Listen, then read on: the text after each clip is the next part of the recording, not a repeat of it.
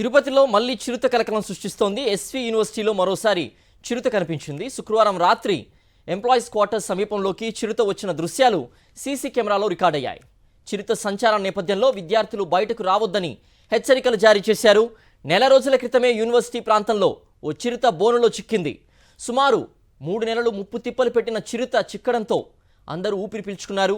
తాజాగా మరోసారి చిరుత కనిపించడంతో విద్యార్థులు, సిబ్బంది ఆందోళన చెందుతున్నారు. మరింత సమాచారం మా ప్రతినిధి మూర్తి అందిస్తారు. మూర్తి, ఎస్వి యూనివర్సిటీ ప్రాంగణంలో చిరుత సంచారానికి సంబంధించిన పూర్తి అప్డేట్స్ ఏంటి?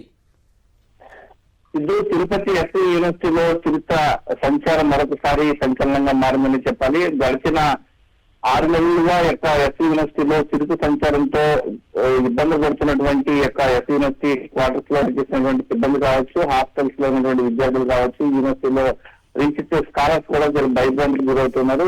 ఒక 4 రోజుల క్రితమే చిరుతను ట్రాప్ చేసి బంధించడం జరిగింది. అది మర్చిపోయినటువంటి ఘటన మర్చిపోకముందే తాజాగా మరొక చిరుత యొక్క కదలికలన్నీ కూడా సీసీ ఫుటేజ్ లో నమోదు కావడం, దానికి ఉన్నటువంటి క్వార్టర్స్ లో ఉన్నటువంటి సిబ్బంది సెల్ ఫోన్ లో రికార్డ్ చేయడం ద్వారా మరొకసారి చిరుత కలకలం సృష్టిస్తుంది. వీటిని ట్రాక్ చేసేందుకు ఫారెస్ట్ అధికారులు ఇప్పుడు ప్లాన్ చేస్తూ ఉన్నారు.